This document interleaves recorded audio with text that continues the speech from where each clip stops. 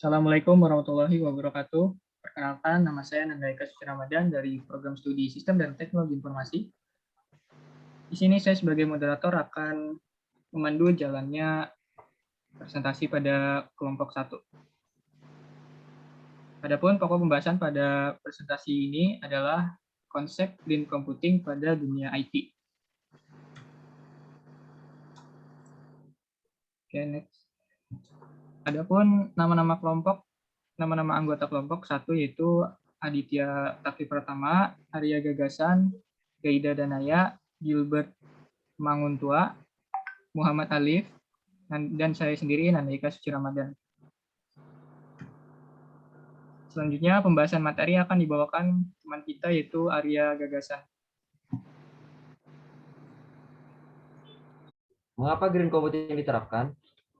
Di bawah ini, beberapa hal yang melatar belakangi konsep green computing, yaitu yang pertama ada makin beratnya kerusakan bumi akibat dampak negatif teknologi yang digunakan manusia secara tidak bijak, seperti polusi udara, air, tanah, perubahan iklim drastis, dan lain-lain.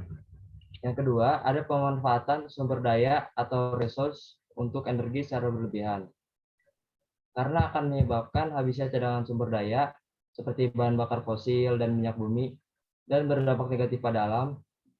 Akibat dari dampak tadi bisa menyebabkan banyak pencemaran seperti pada poin 1, yaitu ada air, tanah, dan udara yang berdampak pada kesehatan makhluk hidup. Yang ketiga, dari penggunaan yang tidak bijak dan pemborosan resource juga berdampak terhadap pengeluaran seperti negara, individu, dan organisasi. Dengan melakukan penghematan sumber daya, dengan cara memanfaatkan energi terbarukan, banyak sekali anggaran yang bisa dihemat. Contoh energi terbarukan yang bisa digunakan seperti panel surya, biogas, dan lainnya. Yang terakhir ada tingginya kadar emisi karbon yang dilepaskan ke lingkungan. Dikatakan oleh Greenpeace, yaitu badan yang menangani kelestarian lingkungan, sayang sekali bahwa sejumlah layanan teknologi informasi lah yang berperan juga dalam kerusakan lingkungan, karena mereka melepaskan banyak sekali emisi karbon ke lingkungan. Berikut dilampirkan hasil datanya pada tahun 2007 dan pada tahun 2020.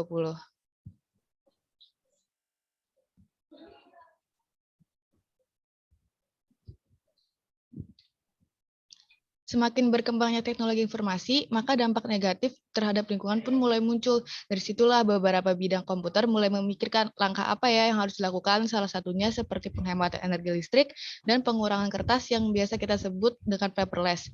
Bagaimana paperless bisa diterapkan? Di zaman dahulu kita menggunakan kertas dalam bentuk surat untuk berkabar, namun sekarang sudah tergantikan dengan penggunaan email atau aplikasi chat. Lalu untuk penyimpanan data yang mungkin jika di print bisa berlembar-lembar, sekarang kita bisa menggunakan cloud storage. Selain itu, energi alternatif sebagai bahan pengganti bahan bakar fosil juga sudah semakin banyak diterapkan saat ini di berbagai negara.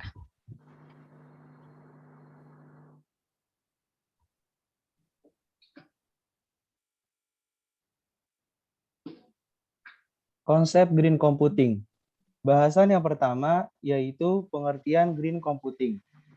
Green computing adalah kebijakan untuk mengurangi dampak buruk akibat penggunaan teknologi terhadap kelangsungan hidup dalam lingkungan. Salah satu kebijakan yang ada dari green computing yaitu untuk menyelesaikan masalah dengan menggunakan sumber daya yang ramah lingkungan dan penggunaannya secara efektif.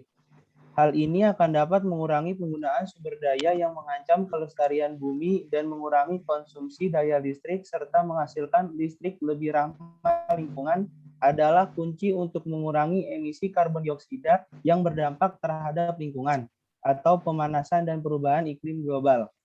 Pembahasan yang selanjutnya yaitu sistem kerja yang dimiliki oleh green computing.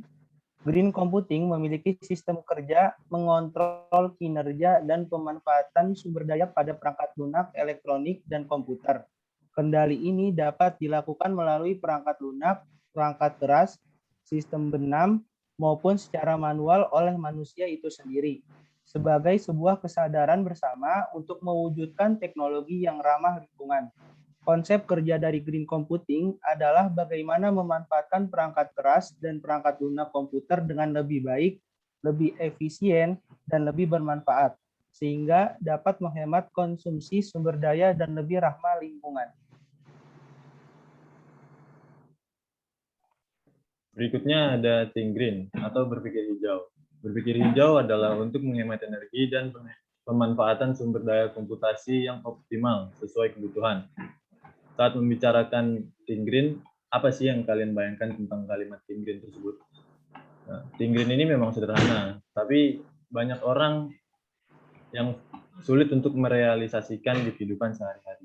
Mengapa demikian? Mari kita lihat di kehidupan nyata.